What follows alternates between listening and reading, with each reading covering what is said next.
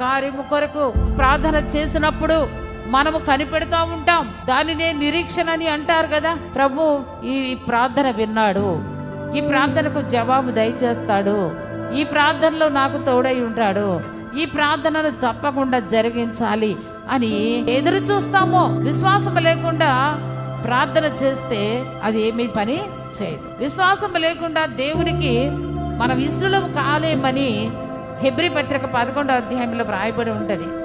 విశ్వాసం లేకుండా దేవునికి మనము ఇష్టలము కాము. మరి దేవుడు ఎవరి విషయంలో చేస్తాడు అంటే, దేవునికి ఇష్టమైన వారి విషయంలో, ఎవరు భక్తి కలిగిన వారు ఉన్నారో, ఎవరు ఆయనకి ఇష్టలుగా ఉన్నారో వారి జీవితంలో వారు ప్రార్థిస్తే తప్పకుండా దాన్ని నెరవేరుస్తాడు దేవుడు. తన చిత్తానుసారమైన జీవితం కలిగి నడిచే వారి జీవితంలో అట్టి వారి ప్రార్థన ఆయన ఆలకించువాడై ఉన్నాడు. దేవునికి స్తోత్రం కలుగును గాక.